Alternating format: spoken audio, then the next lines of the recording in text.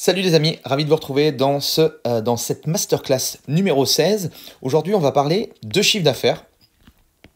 On va s'intéresser à vos revenus, d'accord? Et on va se poser la question de comment faire, du coup, pour augmenter son chiffre d'affaires. Parce que un de tes focus et un de tes objectifs, et si ce n'est le premier, surtout avec ta casquette d'entrepreneur, eh bien, c'est de se poser la question de comment faire chaque mois,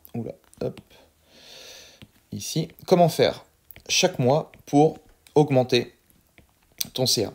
Et souvent, quand je pose cette question, alors peut-être que si tu me suis, tu connais du coup la réponse, mais en tout cas, à chaque fois qu'on me pose la question, on me dit, bah, il y a 10, 20, 50, 100 façons de pouvoir augmenter son chiffre d'affaires.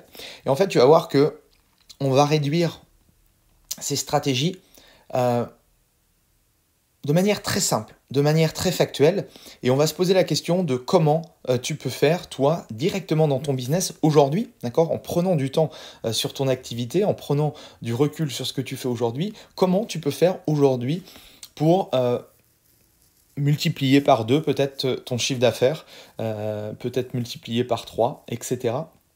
Et tu vas voir que c'est pas si compliqué que ça, en tout cas sur le papier. Après, bien sûr, il va falloir du travail, il va falloir de la réflexion, il va falloir de la stratégie, mais en tout cas, tu vas voir que c'est tout à fait possible. En fait, ce qu'il faut que tu comprennes, c'est qu'il y a simplement 3 façons de pouvoir augmenter ton chiffre d'affaires. Tu vas comprendre pourquoi.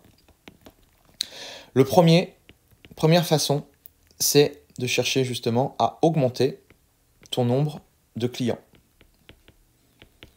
Ça paraît tout con, mais c'est la première façon. Alors bien sûr, le nombre de clients, d'accord, c'est propre à chacun.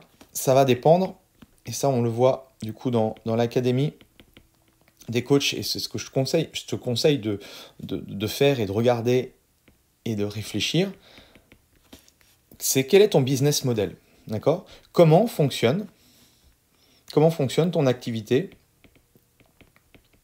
de coaching? Parce que ton business de coaching, on peut le voir de plusieurs façons différentes. D'accord ? C'est ça qui est aussi intéressant, c'est que l'environnement peut être différent, le modèle peut être différent, tu peux proposer des choses différentes. Bref, ça part de là. Dans les différents exemples que je te proposais, d'accord, tu te souviens, on était sur l'objectif d'aller chercher les 10K de chiffre d'affaires par mois. Avec une offre à 2K, on devait trouver 5 clients, du coup, 5 clients par mois. Donc là, si je veux faire un x2 sur mon CA, du coup, je vais devoir passer à 20K par mois, ce qui nécessite d'avoir 5 clients de plus, donc 10 clients par mois. Ok ? Donc ça, c'est très simple à comprendre. Et donc l'idée, même chose, c'est de faire ce travail-là. D'accord ? Donc ça, c'est ton rôle, en fait, aujourd'hui. Tu pilotes ton entreprise, même si c'est une petite entreprise. Hein, quand on démarre, on est indépendant. Essaye de réfléchir, effectivement, comme un véritable entrepreneur. Donc, est-ce que tu as besoin, aujourd'hui, d'augmenter ton nombre de clients ? Et bien sûr, par rapport à ça, d'accord, par rapport à cette stratégie-là, eh bien, comment tu peux faire pour récupérer de nouveaux clients ? Tu as toutes les stratégies offline, en dehors du web, toutes les stratégies online, toutes les stratégies qu'on peut avoir sur Internet, en utilisant l'outil Internet, et tout ce qui est les stratégies en interne, ce que tu peux mettre en place déjà dans ton activité. D'accord ? Donc réfléchis un petit peu par rapport à ces stratégies-là, ce que tu peux mettre toi en place. Ensuite, le deuxième levier, deuxième pilier important, c'est de chercher à augmenter le panier moyen de chacun de tes clients. Si je reprends mon exemple juste avant, où j'avais une offre à 2000 € d'accompagnement, ok, je vais pouvoir éventuellement réfléchir. Alors après, il faut que je me pose la question, mais est-ce que ça fait sens pour moi de faire des ventes additionnelles ? D'accord ? est-ce que je peux mettre des ventes additionnelles et du coup proposer mon offre à 2000 plus, je sais pas, 1000 euros pour un autre service, par exemple.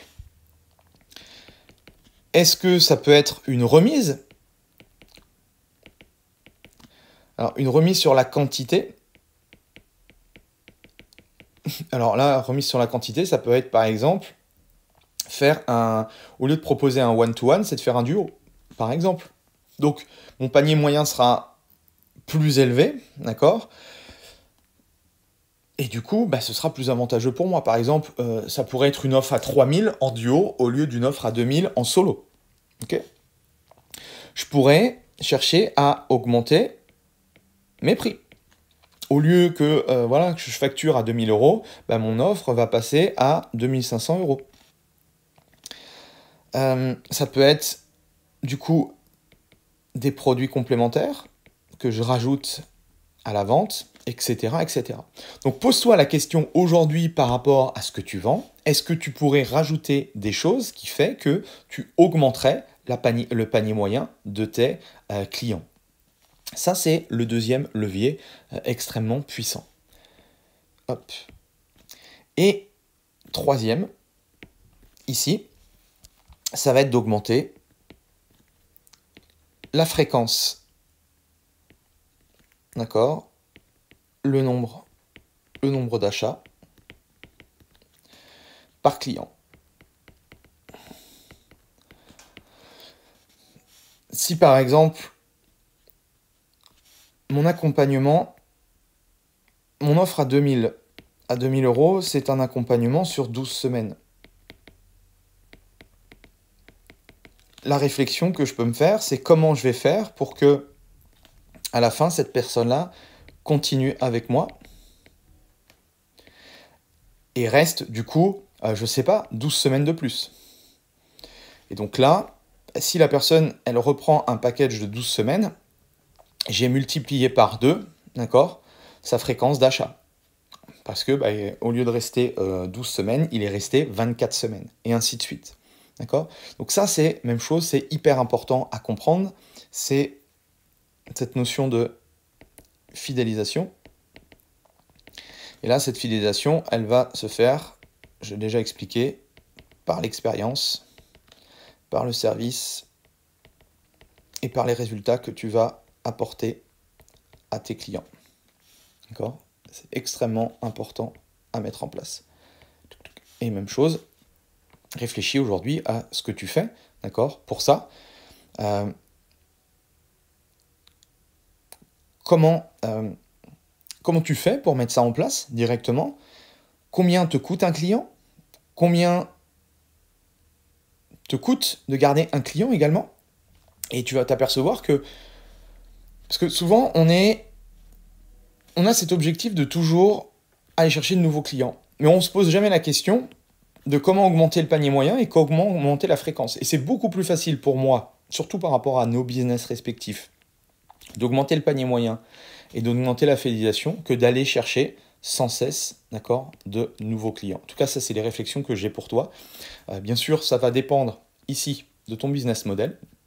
Si tu veux qu'on fasse un audit, si tu veux qu'on prenne le temps ensemble de regarder ton activité, de voir un petit peu comment on pourrait améliorer tout ça, n'hésite pas à m'envoyer un petit MP et je t'expliquerai éventuellement comment je peux t'aider dans ton activité. Quel que soit en fait le chiffre d'affaires que tu fais aujourd'hui, il y a sans doute des leviers que tu n'as pas actionnés, que tu n'as pas mis en place ou que tu n'as pas optimisé pour justement aller chercher assez facilement les 5 à 10K par mois. Voilà, je te laisse en tout cas avec ça, je te laisse cogiter là-dessus, je te laisse bosser là-dessus, et puis on se retrouve demain pour une prochaine masterclass. Allez, salut!